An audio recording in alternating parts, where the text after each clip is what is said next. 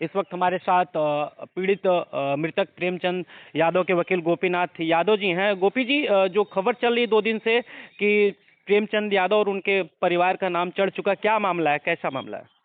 देखिए 2014 में जी ज्ञान प्रकाश जो थे, इनकी संपत्ति को बैनामा लिया गया था प्रेमचंद यादव और रामजी द्वारा। जी और ये बैनामी का कार्रवाई जो है बहुत पहले ही हो चुका था। जी लेटेस्ट में जो जजमेंट आपको सुनाई पड़ रहा है कि भाटपारा रानी जो तहसील है, जी वहाँ ग्राम केहुनिया, जी यहाँ पर ज्ञान प्रकाश का नाम खारिज करके जी और प्रेमचंद व रामजी के नाम पर जो है जी संपत्ति चढ़ गई है। जी साथ ही साथ जो है उनके वरासत की प्रक्रिया भी कर दी गई है। जी।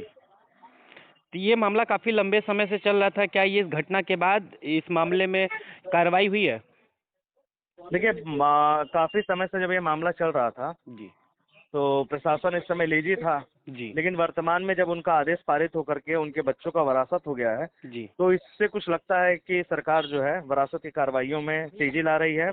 जी और भविष्य मेरे हिसाब से अब रेवेन्यू कोर्ट का बहुत बेहतर होने वाला है। जी।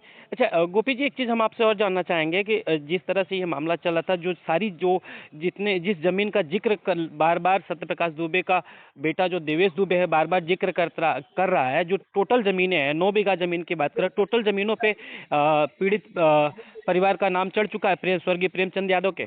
जी जी, उनके सारी संपत्तियां जो रुद्रपुर तहसील में है, भाटपारा रानी में है, इन सारी जी, संपत्तियों में प्रेमचंद यादव व रामजी दोनों जी, का नाम चढ़ गया। और साथ ही साथ प्रेमचंद की मृत्यु के बाद उनके बच्चों की वरासत जो है जी। उसकी प्रोसीडिंग में इनिशिएट हो गई है। 1-2 दिन में उन लोग के भी नाम चढ़ जाएंगे। जी, एक चीज़ बस हमें आप और बता दीजिएगा, लास्ट सवाल आपसे, कि अभी हम्म। और कुछ क्या चल रहा है उस मामले में, क्या कुछ चल रहा है?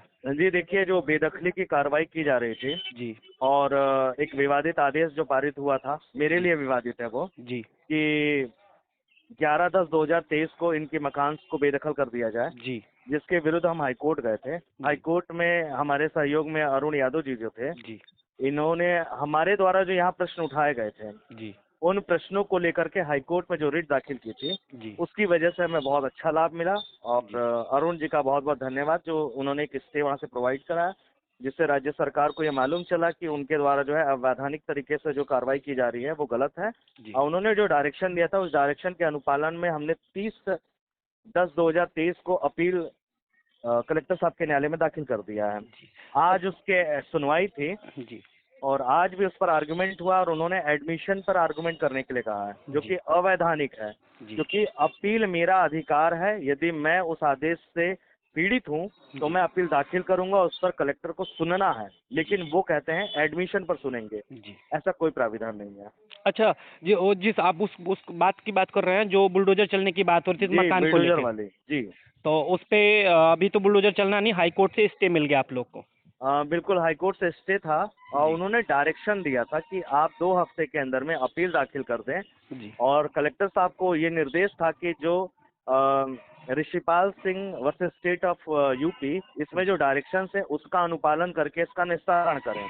जी, और उसको लेकर के हमें जो डायरेक्शन मिला था, तो हमने डायरेक्शन के अकॉर्डिंगली 2 हफ्ते के अंदर में और अपनी अपील दाखिल कर दिया है, जिस पे सुनवाई चल रही है। लेकिन कलेक्टर साहब जो है वो दोषपूर्ण प्रक्रिया पुनः अपनाना चालू कर दिए हैं। जी, क्योंकि अपील मेरा अधिकार है, मैं अपील दाखिल करूंगा, उसमें लोअर कोर्ट की फाइल आके अगली कार्रवाई होनी है। लेकिन कलेक्टर साहब का कहना यह है कि पहले एडमिशन पे आर्गुमेंट हो। जी। तो ये उनका गलत तथ्य है, फिर भी हम आर्गुमेंट करेंगे। आगे देखा जाए प्रशासन की मंशा क्या है। अगर जिलाधिकारी भी गलत करते हैं तो हाईकोर्ट का सहारा हमें पुनः लेना पड़ेगा। आप पीड़ित परिवार की तरफ से सरकार से क्या गुहार लगाना चाहते हैं?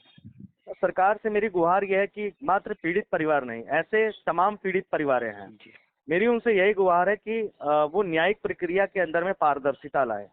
और जो आपने एक्ट पारित किया है, जो विधियां कहती है, जो प्रेसिडेंट कहते हैं, इनके अकॉर्डिंगली कार्रवाई हो, त्वरित न्याय हो, सभी को जो है इसके चलते जो है वो न्याय मिलेगा।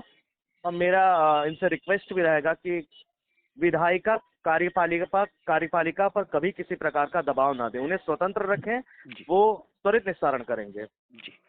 बहुत-बहुत धन्यवाद। हमारे साथ ये गोपी यादव, जो मृतक प्रेमचंद यादव पीड़ित परिवार के वकील थे। इन्होंने सारी बातें बहुत शॉर्ट टाइम में कही।